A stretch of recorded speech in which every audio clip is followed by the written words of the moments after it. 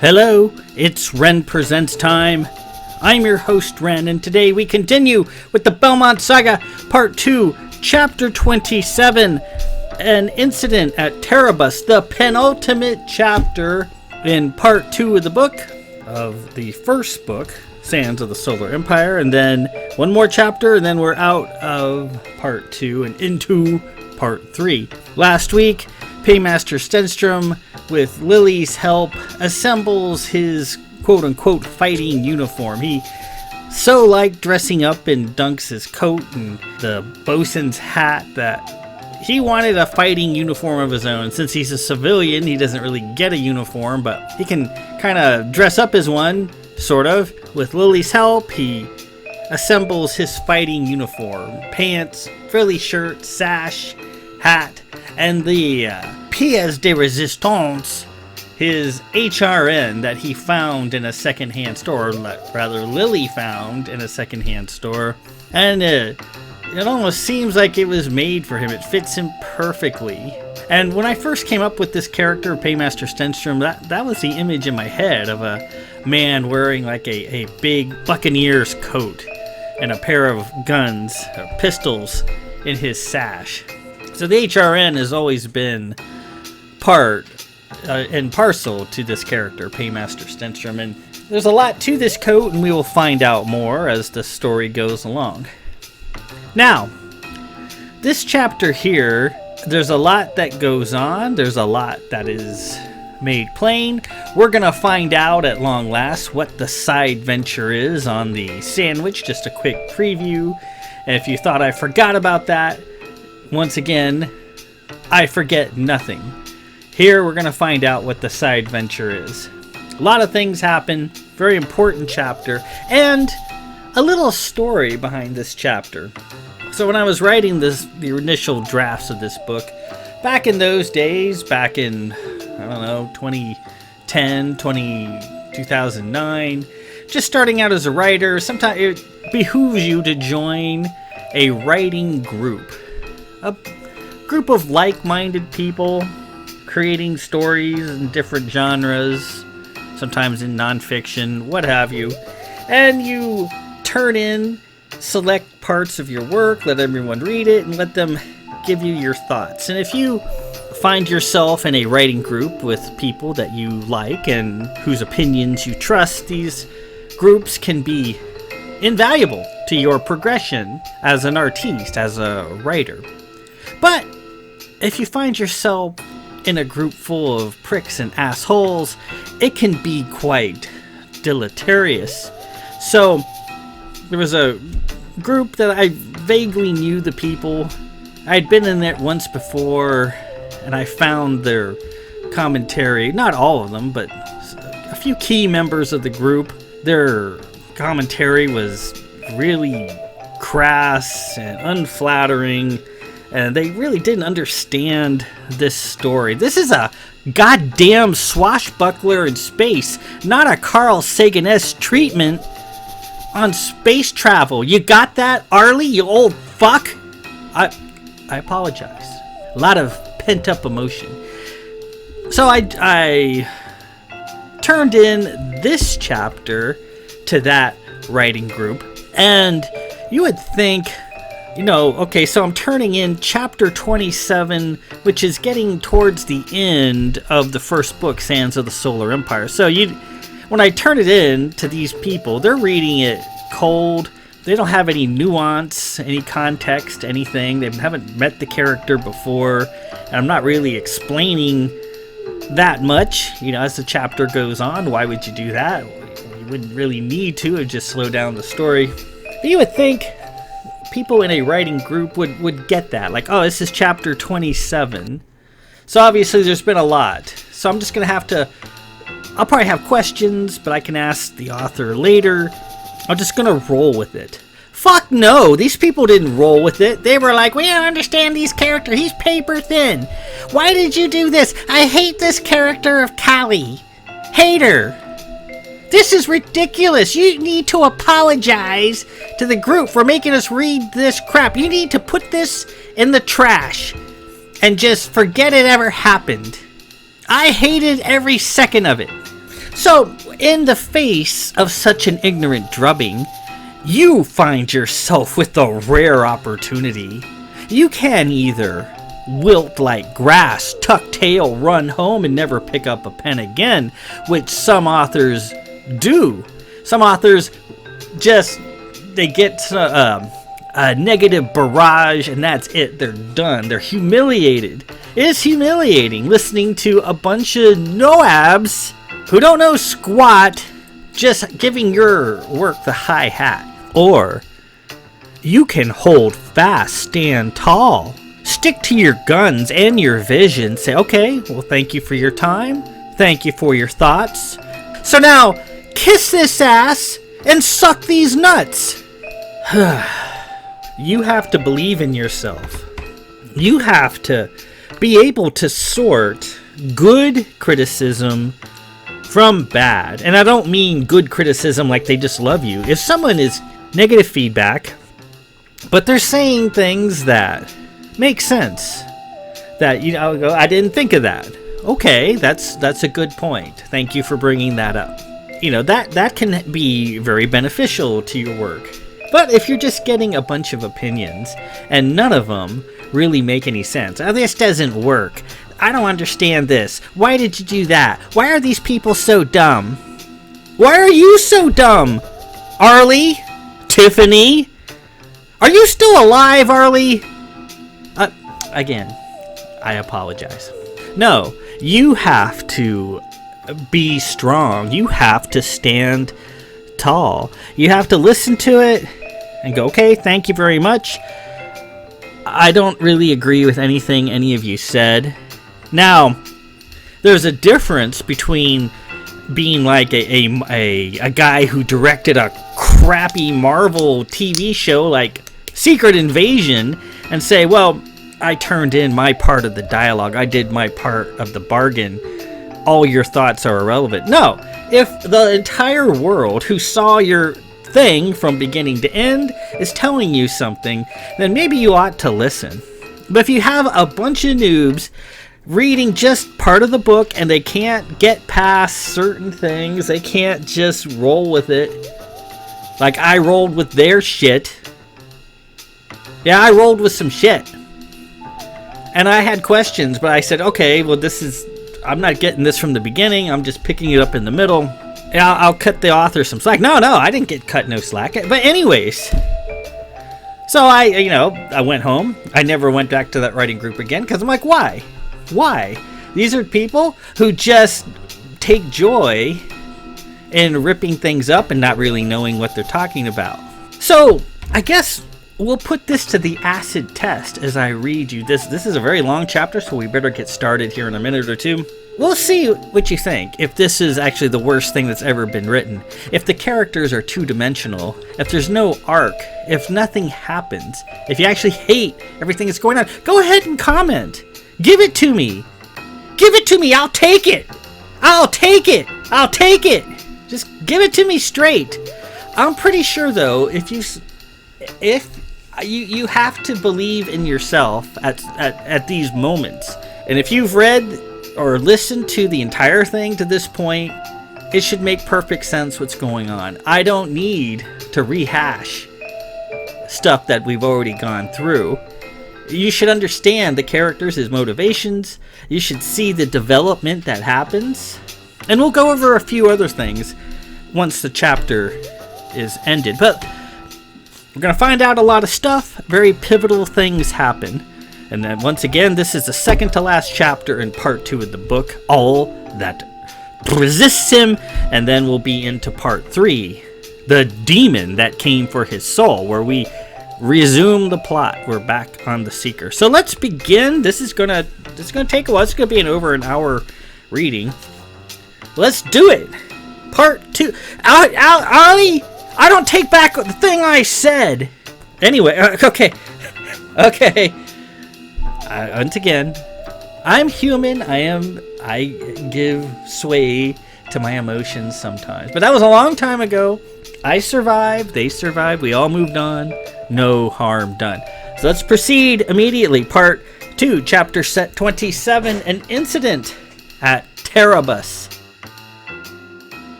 Stenstrom's mask was feeling rather hot on his face today, and his skin beneath it was getting chafed and red. He wished he could take it off, but he didn't dare remove it. The clawed hand searching for his soul found him almost instantly without it. There was a knock at his door. He was sitting behind his desk trying to catch up on some paperwork, but his mask was bothering him too much to get much done. "Come in," he said, hand on his face, trying to adjust the mask into a comfortable position. The door opened. There stood Crewman Forrest, one of the sensing station personnel from the bridge.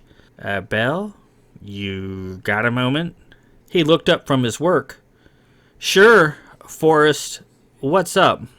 Forrest blushed a little. "Can you please come with me to the bridge right now?" "Why?" "It's better if you just come." "The bridge? I'm not allowed on or anywhere near the bridge, remember? The bosun gave me the lecture."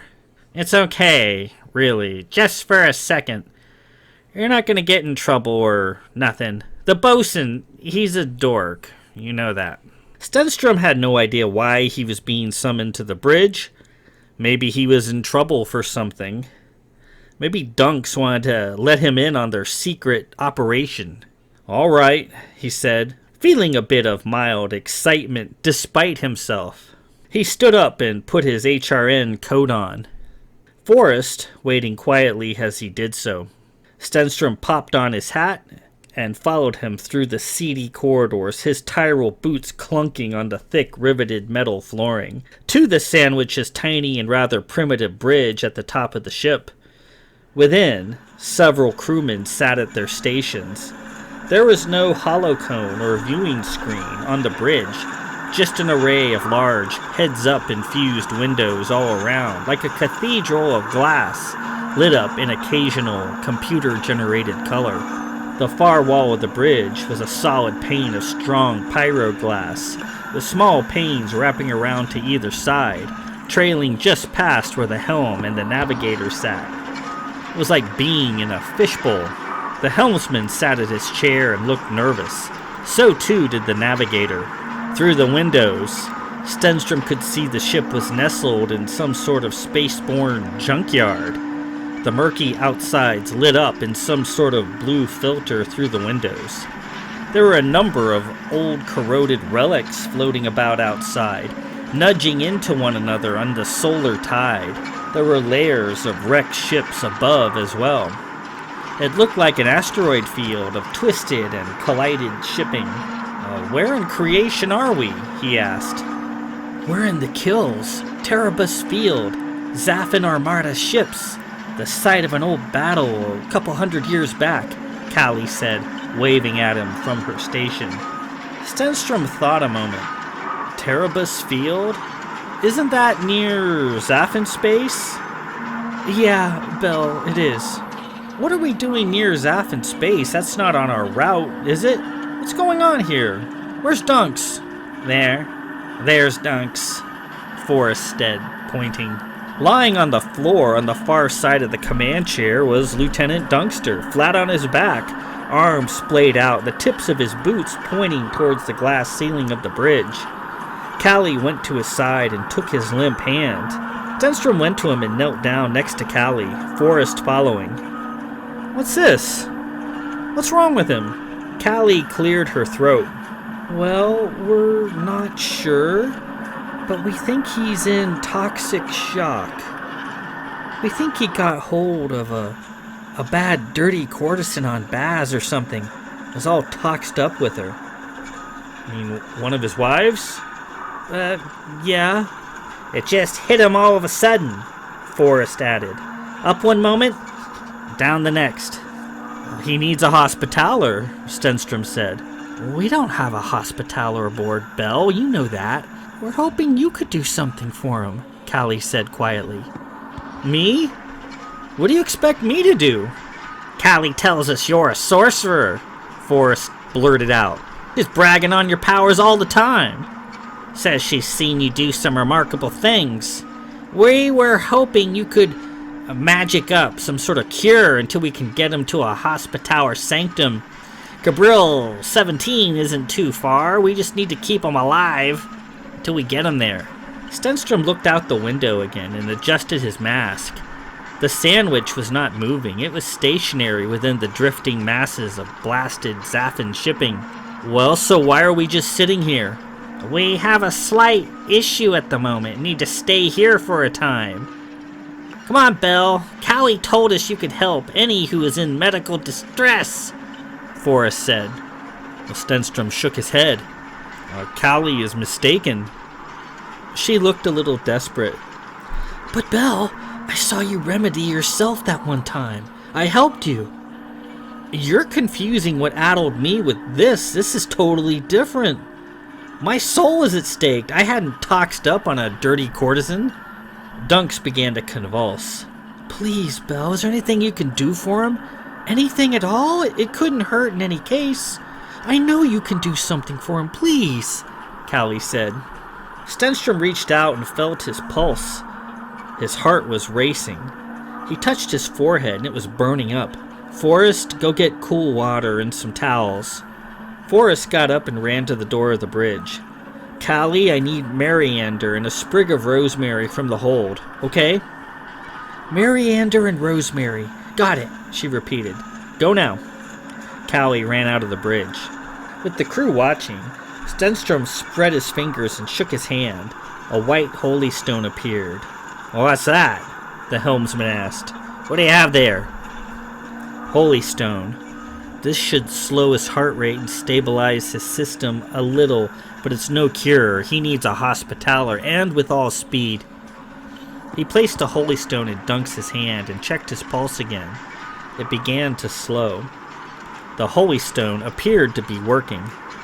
Okay, once Callie returns with the stuff I asked for, he should be stabilized for now. Where's the maid or the bosun? Come on, we need to get moving. The helmsman swallowed. Can't, Belmont. Dunks is gonna have to hope you know what you're doing for the time being, as we have a little problem we're dealing with. Well, yeah? What problem is that? Stenstrom looked out the windows again. Junked out hulks floating about everywhere in a filtered blue tint. He thought he saw something move in the distance. A warning buzzer went off. We have a proximity alert. Vessel moving in at 8:52 a.m. mark 2:45 p.m., the navigator said to everybody and to nobody at the same time. Well, that's our problem, Belmont, the navigator said. That ship out there, you see him?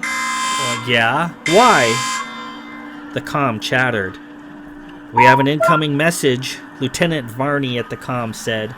What do we do? Ignore it, the helm said. Play it, Stenstrom said. The comm ignored the message. What is going on here? Stenstrom asked as Callie and Forrest returned.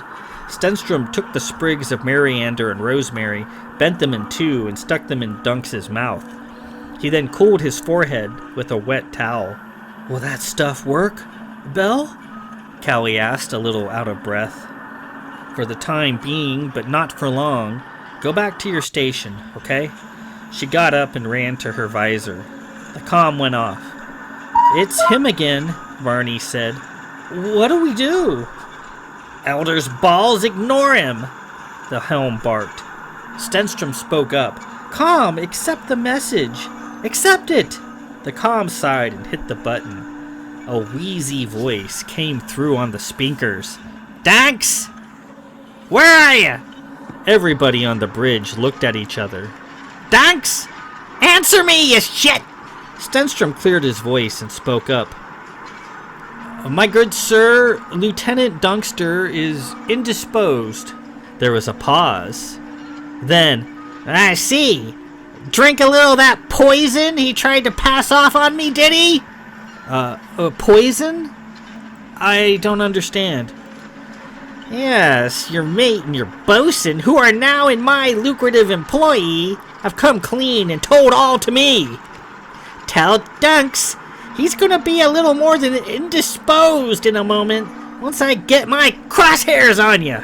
Selling me 10 years worth of cheap Zamuda crap tinted and scented to pass for cane and grain spirits is a bad mistake. It's a bad mistake indeed, and a crime punishable by death. On second thought, I think I'll tell him personally. Yeah, this is about to get very personal. Stenstrom looked around. Everybody on the bridge was wide-eyed with fear. I'm certain there has been a mistake. I'll inform Lieutenant Dunkster of your dissatisfaction at once.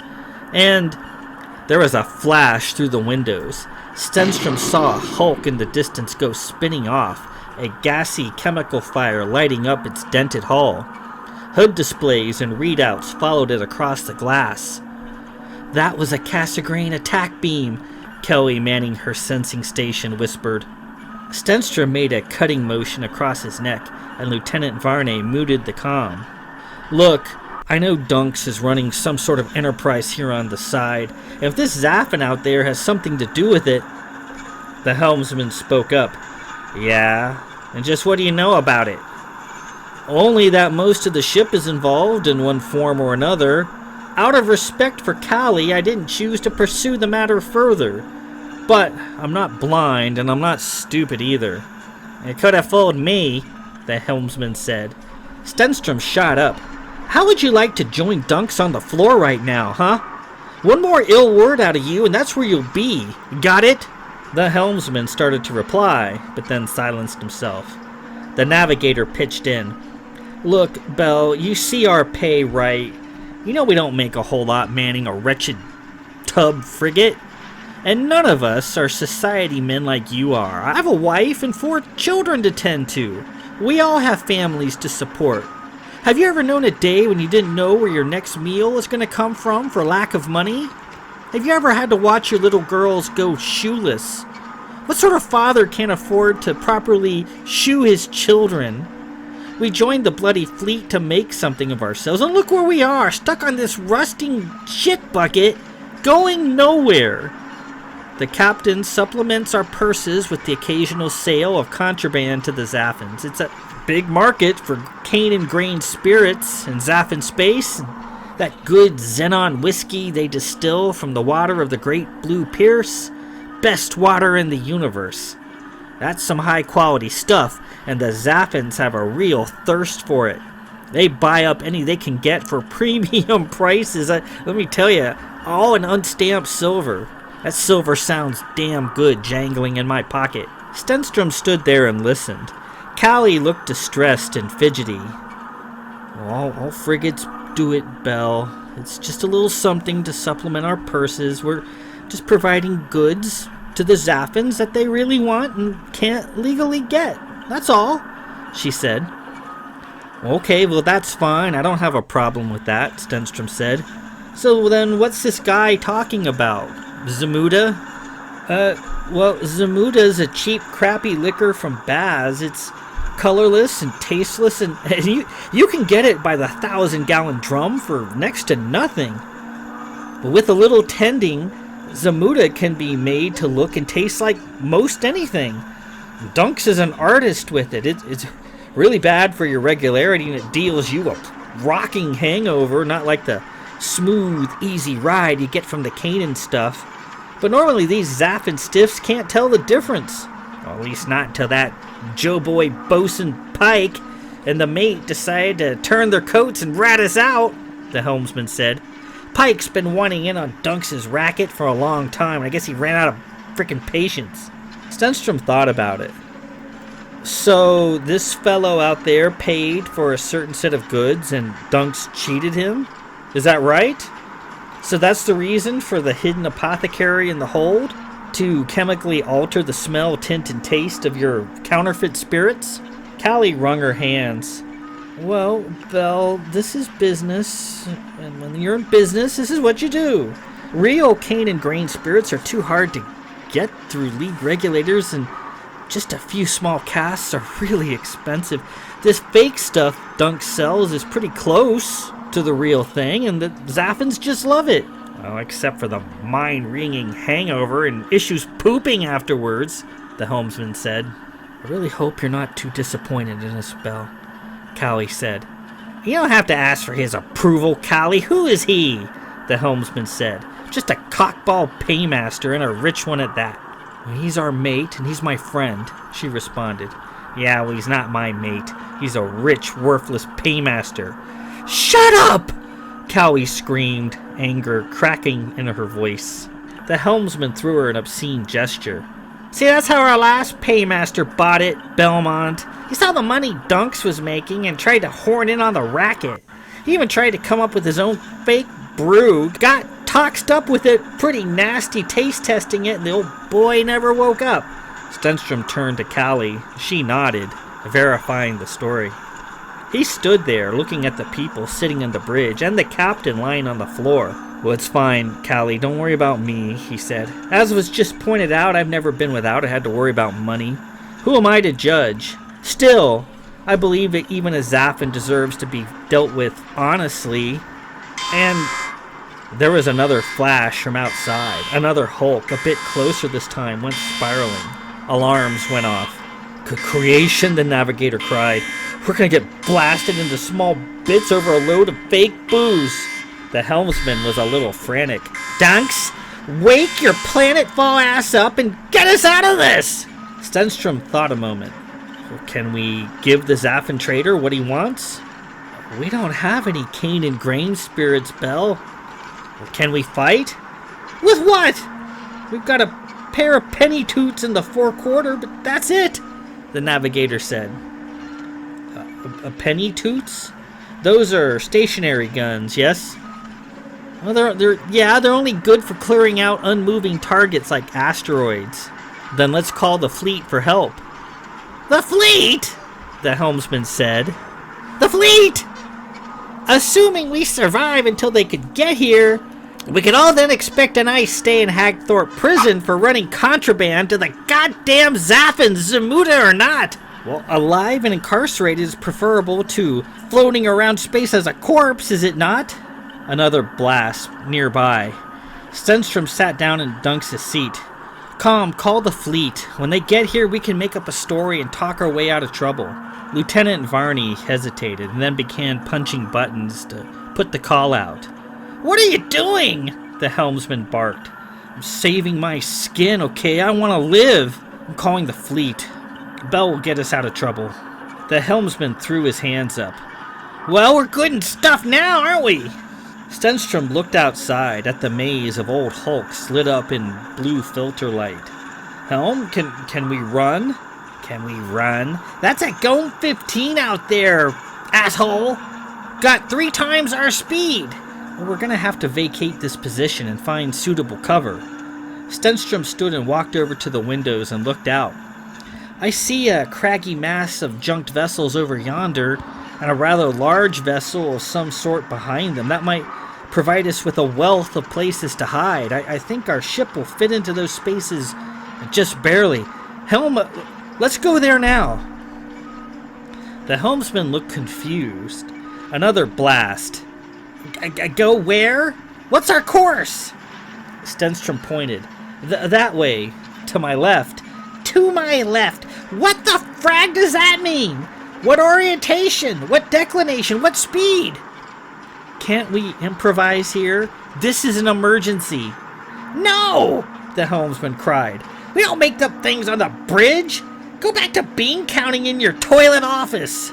There was a marked lack of coordination and initiative on the bridge, just short of a full-blown paralysis. Everybody seemed to know their jobs, but without Dunks screaming orders at them, they were quite powerless and unable to act. They were the proverbial body with its head cut off. Stenstrom strode up to the helm. That way, he yelled, pointing to his left. Go that way! Baffled, the helmsman pressed a few buttons, and the sandwich lazily moved from its hiding spot. A mass of twisted metal moved into the windows, highlighted in HUDs. There, tuck into that mass, just there. Where? There! Go in there! The helmsman saw the space in the wreckage Stenstrom was talking about and slid the sandwich in. Behind, a Cassegrain shot blasted the hulk where the ship previously was. The helmsman skillfully backed the ship into the recess. Through the glass, Stenstrom could see the Zaffin ship drift into view. It was white, somewhat potato-shaped vessel with a flat bottom. He could see the welded outer plates of the hull and its blinking running lights. It was decorated with long red streaks in the shape of lightning bolts painted on the sides of the ship. The engines were housed in cylindrical tubes attached low. It was about twice the size of the Sandwich. The Zaffin ship puttered about, rummaging through the ruined ships. Bluish searchlights panned.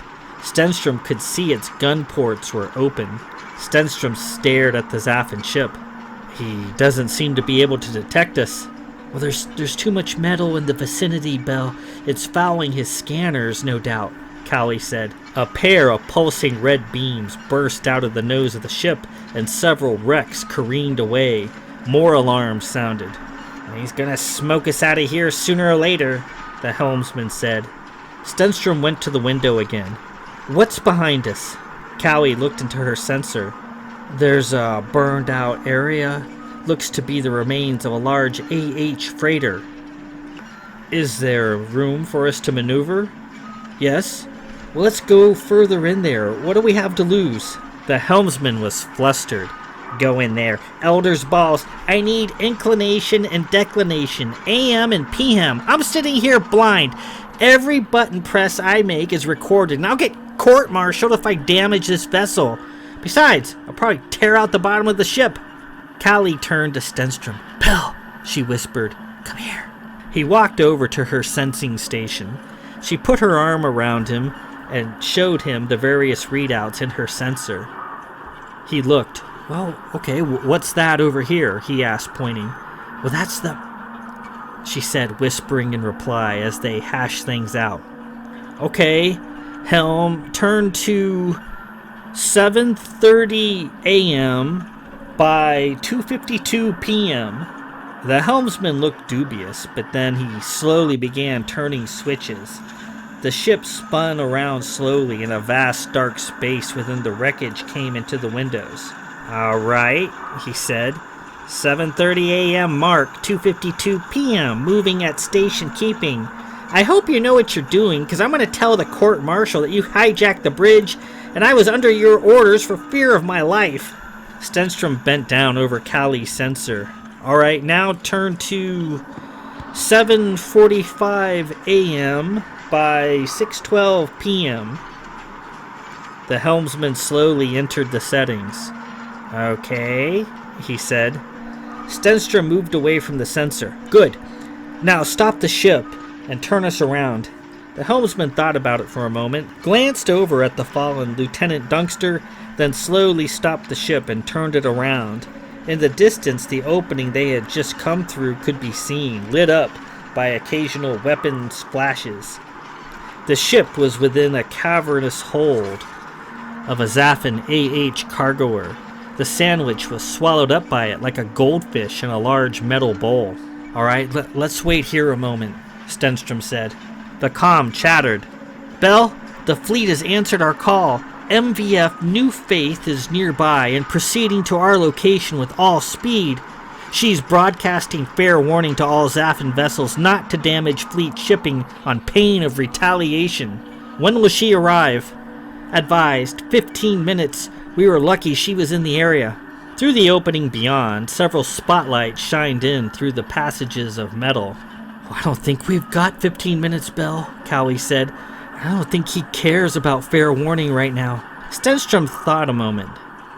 What were those guns you said we had? The what? The penny toots?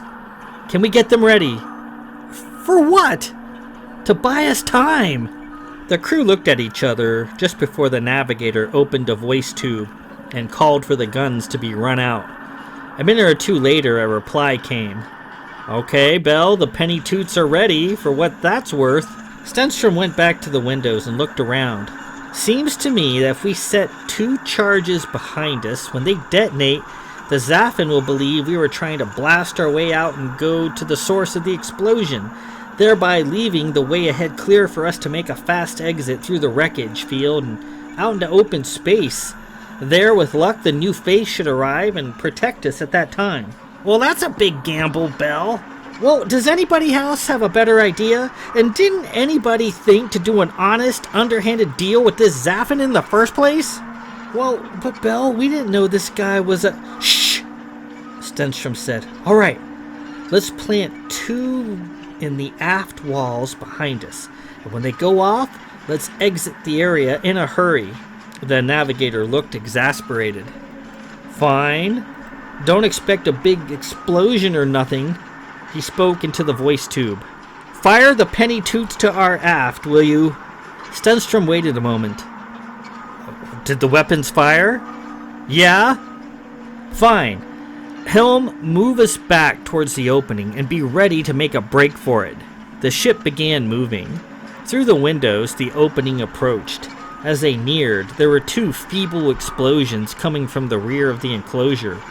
Were those the weapons? Yeah, see, the navigator said. They stink! There was no time to wonder over it. The sandwich came rocketing out of the enclosure through the hole in the wreckage. As they emerged, Stenstrom saw the rear end of the Zaffin ship disappear around the side of the wrecked ships. The ruse worked, and the way was clear. Helm, get us out of this maze, best possible speed. Aye, the helm said, incredulous that the scheme worked. Though hardly burning it up, the sandwich clawed its way out of the field of wrecked ships, barely avoiding becoming a wreck themselves. Stenstrom bent down over Callie's sensor. Helm, steer 5:22 a.m. by 1:15 p.m. and make for clear space. Again, best possible speed. 5:22 a.m. by 1:15 p.m. Aye, the helm said. An explosion came from the Terrabus field and outcharged the Zaffin ship. He turned after the sandwich, and his starboard engine caught some wreckage and was fouled with it. He cleared it, squared himself, and came in a hurry, closing the ground with speed. Stenstrom looked at Callie's sensor. Callie, what does this bit of data here mean? Bell, it means he's heating his weapons. Helm, evasive to port. The helmsman moved his levers and the ship moved to port. A lance of red energy shot out, passing the ship. The beams panned into them and hit the sandwich in the far starboard side, tremoring the ship. The comm chattered. It's him, Bell, Varney said. It's a guy trying to kill us. After a moment, the Zaffin's voice filled the bridge. Where you plan on going, Dunks? You must know you cannot run me! We have called the fleet, and they shall be here any moment, Stenstrom replied. Well, that's a daring move, considering you're all a bunch of criminals! We detected your transmission and thought it was a ruse. You wouldn't dare bring the fleet in on this! Who am I speaking to, please? I am Stenstrom, Lord of Belmont. Really? Lord Stenstrom of Belmont. Ah! Bosun Pike tells me you're the son of Captain Stenstrom. The Warbird Caroline! The bosun tells me he thinks you're a spy sent from the fleet to bear evidence against Dunks. Is that correct?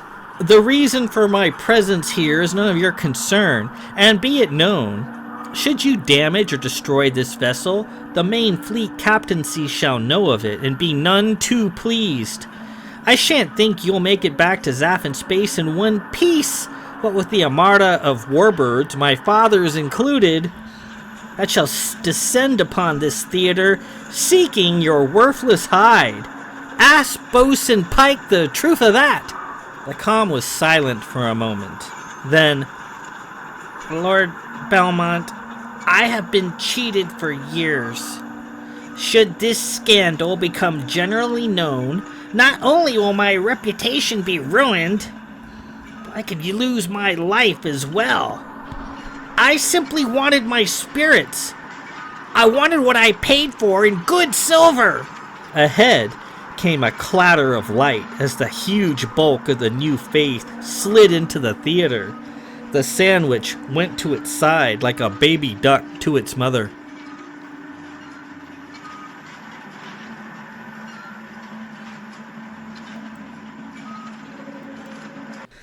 The sandwich's crew, all 60 of them, stood in the hold of the new faith. The first officer, a tall woman with long brownish hair, had them all lined up and was dressing them down loudly. In comparison with the dapper Marines and the immaculate first officer, the crew from the Sandwich were an unshaven, slouching, spotty, and rather motley bunch. Lieutenant Dunkster, still holding the Holy Stone in his limp fingers, was taken to the dispensary on a stretcher. The new-faced captain, a tall, blue-haired Vith man, stood and watched as the first officer prowled through the ranks. "Well, I'm happy to say that the fine Zaffin gentleman trying to kill you has quit the area after a bit of parley. However, as he departed, he said he was here to purchase contraband liquor from you, and that you cheated him. Is that true?" she demanded to know. Nobody said anything. Callie wiped her nose and nervously adjusted her pink hairband. The helmsman held back a belch and scratched himself. The first officer was irate. "Okay, the jig is up here, people," she said. "We want to know who was running this contraband operation, and we want to know right now. Otherwise, we'll have the lot of you in the brig." "Well, all of us fit in your brig, cutie," the helmsman said in a smarmy fashion. "We'll excavate a brand new one just for you. How would you like that, sweet thing?" "I'll excavate something all right," he said. The captain strode forward. He was breathing fire. "I am pleased you are enjoying yourself, sir," he said, towering over the helmsman, the point of his triangle hat bopping him in the forehead. "Yes, I'm told a pending stay at Hagthorpe Prison is often a cause for merriment. In the meanwhile, you are all in my charge, and I am permitted to deal all of you up to 100 lashes whilst you await trial and conviction. Don't think I won't go out of my way to make a career out of you, crewmen. Therefore, open your mouth again at your peril. Am I understood?" The helmsman swallowed hard, looked at the wall, and said nothing. The Sandwich crew was now thoroughly quaking in their shoes. The captain stepped back, and the first officer resumed. "All right, now that that's over with, my question remains unanswered," she yelled. "Who's ready to fess up?" There was silence. "I better hear someone owning up real quick, or we're going to start flaying skin off people's backs." Stenstrom stepped forward. "It was me, Lieutenant." She strode up to Stenstrom and looked him over, clearly baffled by his mask and his coat. She was a tall lady, but Stenstrom was a fair amount taller. She looked up at him, the point of her triangle hat barely knocking into his. "I see. What's your name, please, sir?" "Stenstrom, Lord of Belmont." The captain seemed to take a bit of exception. He stepped forward and addressed Stenstrom. "Belmont, as in Captain Stenstrom, Lord of Belmont, of the Caroline?" "My father, sir," Stenstrom replied. The captain rubbed his chin. "Good man. Great man. I've had the pleasure of sailing at his side many times. Is he aware his son is conducting a criminal enterprise at sea?" "I don't believe so, sir." "Very well. And what is your role aboard the Sandwich other than running contraband?" "I am the paymaster, sir." The captain was startled. Really?" "Yes, sir. In this criminal matter here, I ran, planned, and financed the whole of the operation. It was my doing alone. The crew had nothing to do with it." "Ah, pure as the driven, huh, this lot?" the first officer said. "Indeed. In fact, I can say the crew vigorously voiced their objections to my activities. However, I forced them to accede to my whims." "Yeah?" the first officer said. "How'd you manage to do all that by yourself?" "With fist and inth. I terrorized this lot and haunted the ship as only I can, though they remained unblemished." The first officer laughed. "Wow, we normally don't see such sterling character coming from frigate crews. This is inspirational." "It's the truth, Lieutenant. This is all my doing, and my fault." The captain looked him over again. "I see. He turned to the rest of the crew. Does anyone here have anything else to add? This man is about to go to the brig for the crime of running contraband goods to the enemy. He's about to face any number of charges that could lead to his lengthy internment at Hagthorpe Prison, and I'm seriously considering putting him to the lash as well for imposing his malign will upon your stainless souls. So with that in mind, does anyone have anything to say? Their crew fidgeted about a little, but said nothing. Very well, he said, turning to a Marine. Take this man to the brig. The Marine came forward and clapped Stenstrom in irons. He reached out to pull Stenstrom's mask off. No! Cowley shouted. He needs his mask! Don't you touch it! The Marine looked back at the captain, who nodded and said, Let him have his mask. He then led him away. As Stenstrom was marched out, he passed the bridge crew all lined up in a row. Callie looked up, her face red and streaked with tears. Thanks, Bill, she choked out as he passed. Though he had been manacled, he raised a shackle-free hand and wiped her tears off her cheek. It's all right, Callie. I'll be all right. The Marine was shocked. Clearly, he couldn't understand how Stenstrom had gotten out of his irons. He refastened them and marched him through. The other crewmen responded quietly as he passed. Belmont, Belmont, Belmont, they said. Well, that's our mate, somebody said. You better treat our mate right, came another. Though he was being led away to the brig in a possible session with the Slash, Stenstrom reflected on what had just happened. He had led his ship in battle and gotten his mates out safe and sound, and he had the guts to stand for them. Now they sang his name, albeit quietly, as he passed. Belmont, Belmont. The joy he felt as he passed by. So this is what it feels like. A day later, Stenstrom was fetched from the brig and led to the captain's office. What a difference from the Sandwich, clean carpeting, lush paneling, and shining brass. Waiting for him there was the captain, his first officer, and a smallish, beautiful woman with red hair wearing a blue gown.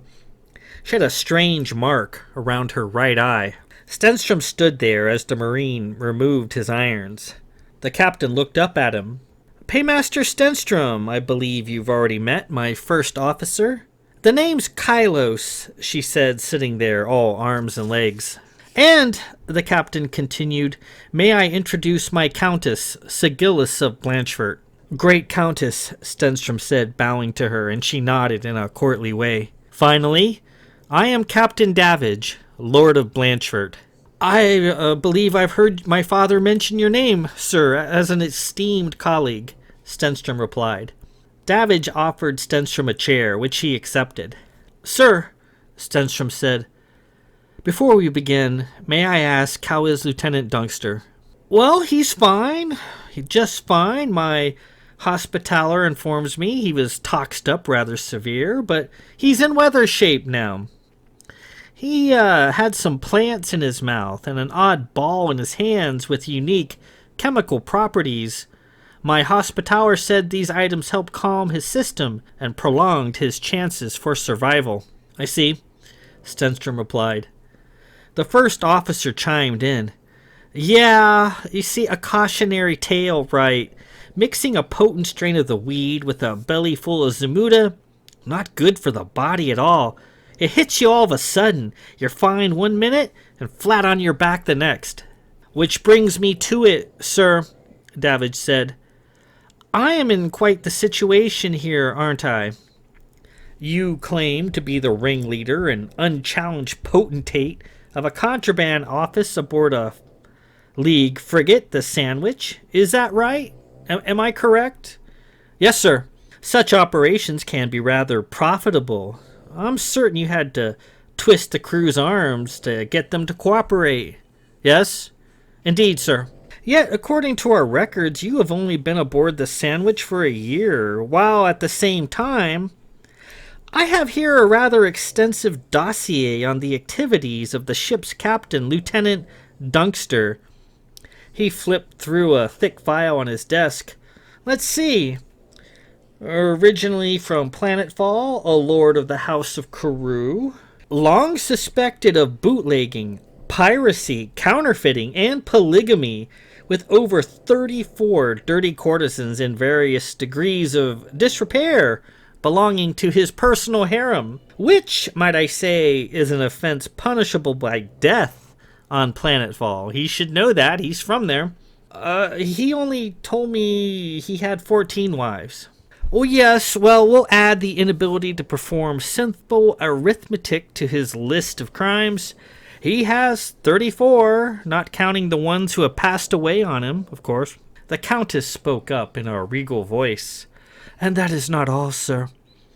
His various wives are suspected of being ex-members of the Errands, a rather potent and feared band of dirty courtesans based on Planetfall by way of Carina 7. Not a sedate bunch, they. Again, Lieutenant Dunkster appears to enjoy a dangerous lifestyle. Stenstrom thought about Christiana on Planetfall, a little weather-beaten but unbroken, still beautiful and a loving woman worthy of honor, with her son's merit trophy sitting on her mantle. Christiana was not a dangerous woman. Additionally, the captain added, the fine Zaffin gentleman who was spoiling to Cassegrain you into small bits says he's been dealing in contraband with Lieutenant Dunkster for years. As we escorted him back to Zaffin space, he sang like a lark, painted quite the lurid picture for us. Sir, let's not mince words, shall we? We all know about fleet frigates and the little operations they often carry on. Of course, there are all sorts of rules and punishments regarding such a thing. However, let's be practical. We're out here in the kills, far away from fleet ballrooms and all the niceties that go along with that. We both know the crew of a frigate barely make enough to subsist, and that's truly a shame, for those are good people on those tiny ships doing a rancid job that must be done. Other captains may feel differently, but I frankly do not care what side enterprises go on aboard frigates, as long as the merchandise being passed isn't harmful. Pushing dangerous things that have no good use, such as Remax and Magatabs, is one thing, but selling a reputable product that is in demand is another. The Zaffins might be conniving and evil and mad in many instances, but they do enjoy a fine grained spirit as well as the next person. Lieutenant Kylos objected. Yeah, but Dav, they were trying to pass off Zamuda as cane and grain spirits.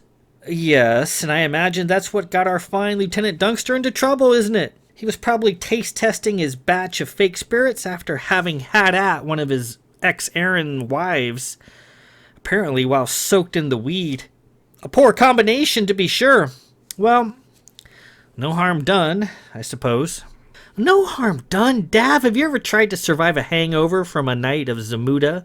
And don't even try to go to the bathroom afterwards, you'll be there all day long, Kylos said. The Countess, who was sitting nearby rather properly, laughed a little. Thank you, Kai, we get the picture. Stenstrom stirred. Sir, you mentioned that the lash might be in the offing for... Paymaster, I have never lashed a soul aboard my ship, and I don't intend to start now. Sounds impressive, though, doesn't it? Stenstrom was relieved. The captain continued. I am most interested in you, sir. Are you still purporting to be the sole mastermind behind this Zermuda counterfeiting ring aboard the Sandwich, when I have reams of evidence to the contrary? Yes, sir. Davidge held up a small report. Oh, such loyalty. I value that. I have here a signed confession from your fellow mates. Apparently, they had an attack of conscience over the night and claimed that you had nothing to do with the operation.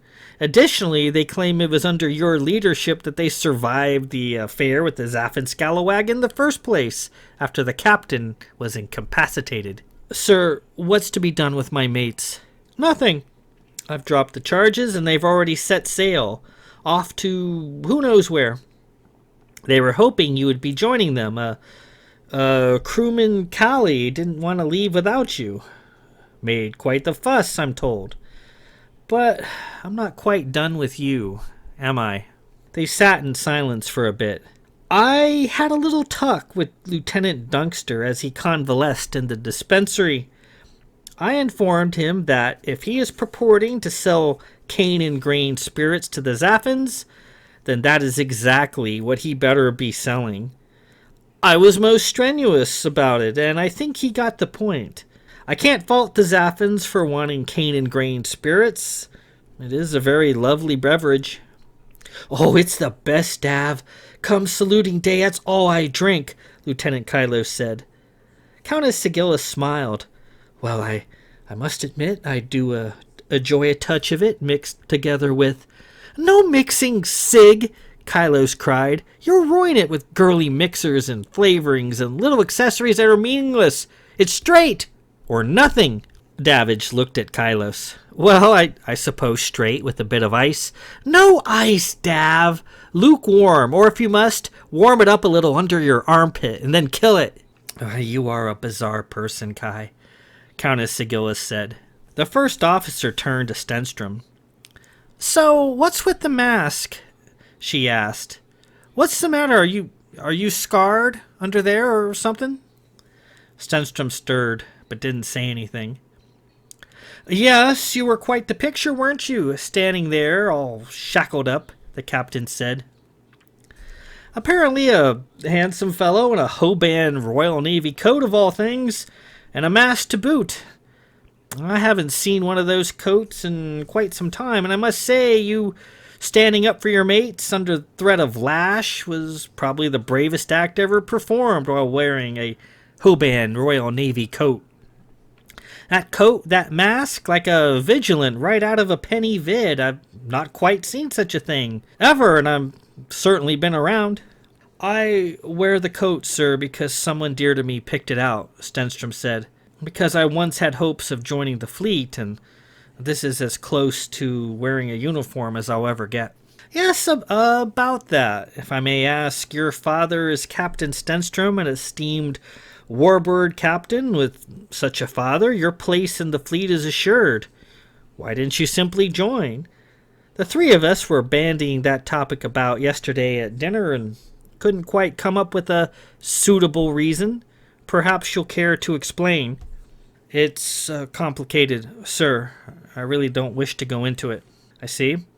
Well, perhaps someday you'll feel at ease to reveal your reasoning. Countess Blanchford spoke.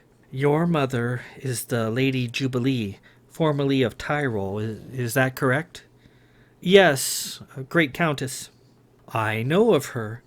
A stern matriarch, and purportedly a difficult personality to get along with.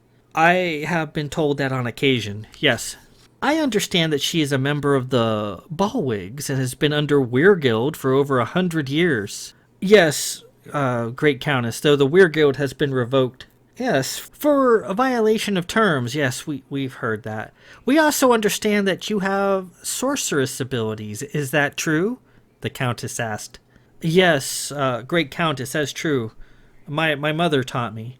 May we see? We do not wish to gawk, however, we are truly fascinated. Stenstrom leaned forward and showed him his empty hands. He shook them. 6 silver daggers appeared between his fingers. The captain, the first officer, and the countess all gasped. These daggers are the Marzibal, the Los Capricos weapon of my mother's house. The captain was truly amazed. You had those on you the whole time? We disarmed you prior to sending you to the brig. Yes, sir, but with the Marzibal, one can never be disarmed. And these Marzibal are the Los Capricos weapons of House Tyrol, is that right? Yes, sir. The captain thought a moment. I don't think we have a Marzibal in our collection, Sig. Paymaster, we have a hall in our castle where we've collected what we thought was the complete family of Los Capricos weapons from all over the League and proudly display them. We do not have a Marzibal. Oh, yeah, you do, Dav, Kylo said. It's by the... No, Kai, he replied, we don't. Paymaster, I would be greatly interested in purchasing one from you. It doesn't have to be a functioning example. It can be a mock-up. I would love to add a bit of your mother's heritage to a place of honor at our home, where it may be properly appreciated. Stenstrom shook his hand, and they disappeared. He shook it again, and one dagger appeared, shiny and silver. Sir, for your fair-handed treatment of my mates, and for your understanding of the Zaffin trader's position, Stenstrom placed the dagger on the desk and slid it towards him. I offer it to you as a gift. Captain Davidge took the dagger and looked at it with wonder. He then opened his desk drawer and pulled the ints out and placed them on the desktop. I believe these belong to you? These I have on my wall. Remarkable weapons. Stenstrom picked them up and returned them to his sash. Thank you, sir. So, may I ask, what is to be done with me? Well, that is an interesting question. What shall we do with you? Have you ever been aboard a Triumph-class vessel? No, sir. We have over 1,000 souls aboard. Officers, crewmen, and a smatter of civilians such as yourself, and a changeable number of sisters. They come and go as they will. This is a big ship, a complex ship, and in order for it to function, I have to know I may count on every soul aboard to do their duty, to be their best. There are no unneeded souls aboard my ship. All have worth. All have value. All are people of quality from top to bottom. You, sir, were willing to give yourself up for your mates after I had promised prison and the lash. As an eye-opener and a tension-getter, threat of lash has no peer, and I saw how scared your mates were. You saw it too, and you took it upon yourself to bear the brunt of our wrath. I'm certain that you, with your family name and Belmont fortune, could have bought your way out of any troubles that might be pending. However, such a thing is inconvenient and troubling and time-consuming, embarrassing. The list goes on. You jumped in front of your mates without fear or hesitation. Your actions say a lot about you, and though I don't know you personally as of yet, I know your father, and I see him in you. I find favor with your character. You sit there in a mask and a Hoban Royal Navy coat, an odd sight to be sure. All the same, if these accessories empower you to be yourself, then they are well served and most welcome. What are you trying to say, sir? I'm saying that Paymaster Milk, my paymaster of old, is soon to retire. My countess is planning his retirement gala. When he does, I would like you to replace him. Me? We believe you would make a fine addition to our family aboard the New Faith. There is certainly no shortage of characters here, Countess Sigillis said. We mix it up a lot, Kylo said. Get into it with the Zaffins all the time. Somehow I think you'd like that. They talked for a bit more, Stenstrom soon warming to these people. And with that, we conclude Part 2, Chapter 27, An Incident at Terrabus. The chapter that I was told has no place in any literary society, has no talent behind it, has no thought or skill, no interest, no nothing. There it is, the chapter. It's a big one. We see finally what the illegal enterprise aboard the Sandwich is. They're selling Zamuda, which, as they said, is a very inexpensive, cheap liquor from Baz. You can get it by the 1,000-gallon drum for just pennies.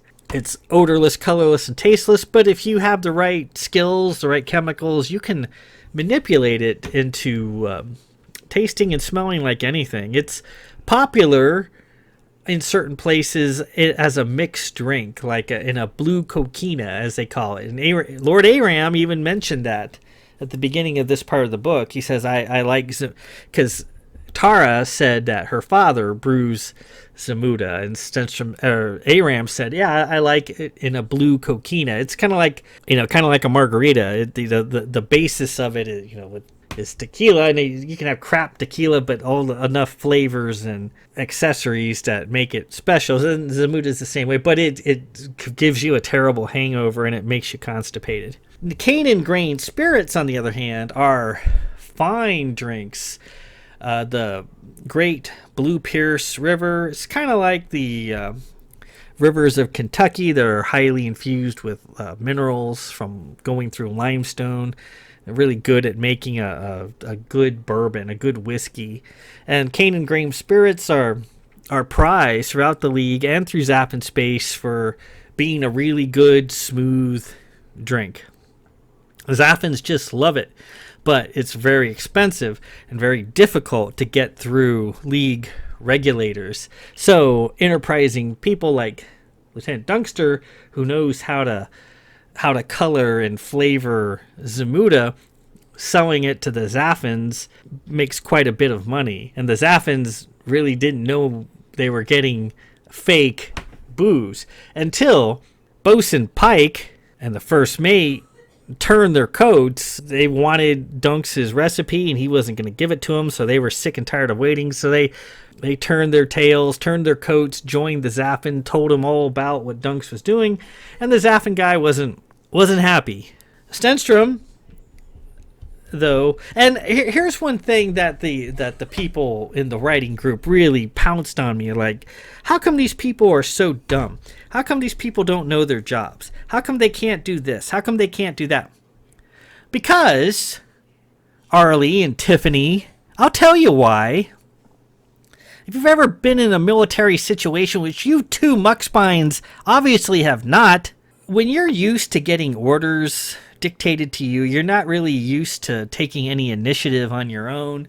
When the titular head of the group, either your platoon leader, your sergeant, your master sergeant, whatever, is suddenly removed from the picture and you're in a stressful situation, the paralysis that comes over you is intense. Nobody knows what to do. Nobody knows what to say, what action to take. It takes a strong personality to jump in and take over. Like, okay, let's do this, let's do that. And so people who know their jobs personally well look pretty weak in that situation. And so even though Lieutenant Dunkster is a rube and, he's kind of a disheveled guy, he's still the captain. He still knows what he's doing. But after having sex with one of his errand wives and taste testing his latest batch of fake cane and grain spirits made from Zamuda, it just toxed him up and took him out. And then the bridge crew went to get Stenstrom because crewman Callie just loved to tell him, all about all his sorcerous powers.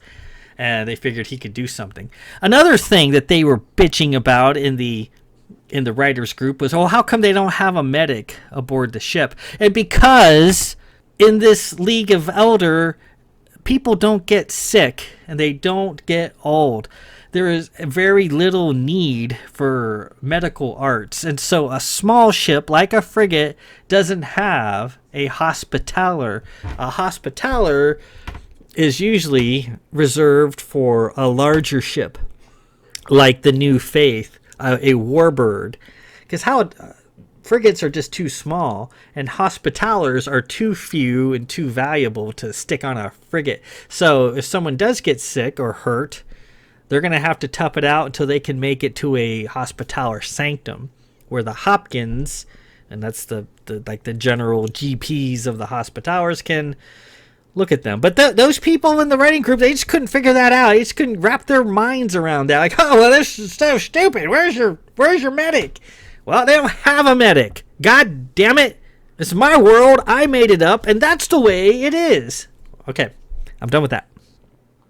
So we find out what the hidden enterprise is. Stenstrom manages to help them get out of their situation. They sound help, they call the fleet. They say, we need help. And then the New Faith, Captain Davage's ship, responds, and they sound what's known as fair warning, which means they're telling the Zaffins who might be listening, don't mess with our ships, because if you do, we're going to mess with you, and you'll be lucky to get out of here alive, and that's not an idle threat. And that sort of thing really helps little ships like the Sandwich, that if the Zaffins know that a big, huge warbird is going to be bearing down on them, they're going to think twice about destroying these fleet assets. And the Zaffin trader tells Stenstrom, well, after he gets over being angry and wanting to destroy them, he says, well, look, I've been duped for years, and I paid for goods with good money, and I was cheated. And if it gets out that I've been selling people Zamuda instead of cane and grain spirits, that's going to be it. They're going to find my body in a pair of concrete galoshes. And he's not wrong. And Stenstrom, being fair-minded, understands why the guy was mad. He's like, hey, you're going to do an underhanded deal, do a fair underhanded deal. And then finally they get aboard the New Faith. Stenstrom decides, well, I'm going to just take the blame for this because I can probably get out of this. I can beat this rap, but these other guys, they're not going to be able to do it. So mostly for Callie, he takes the blame and gets sent off to the brig. So as we saw at the beginning of the book, Stenstrom knew Captain Davidge, and Captain Davidge was his sponsor when he put his hand in for the chair of the Seeker. In the Temple of the Exploding Head books, Captain Davidge's paymaster is this tall guy with a coat and a mask, Paymaster Stenstrom. And throughout that books, Bell is Captain Davidge's guide. He even sits on the chair when Davidge has to leave the ship. So that's how they ended up meeting up. So a lot of things happen in this chapter. A long chapter, but it is over with, and that is the one that the writing group told me that I suck hard because. But I think you can do me in the comments if you want that this chapter was terrible or what have you, a little long-winded maybe. But I think if you've been keeping up with the readings, with all that context, all this stuff makes sense. And you see the characters' actions make sense. So, in any event, that was chapter 27. We get to chapter 28, and that is the final chapter in part 2. Chapter 28, A Regretful Competition. So, that will be the final chapter in part 2, and then we will move on to part 3, the demon that came to us for his soul. And that's not a very long part. It's only a couple chapters long. And then we'll be done with Sands of the Solar Empire and move on to the second part of the Belmont Saga, Against the Drury. So until then, this is a really long reading, probably my longest one ever. Maybe with editing it'll get down to about an hour. I hope so. But in any event, this is Ren Presents. I am your host, Ren, and Arlie and Tiffany, I forgive you. Not. Peace out.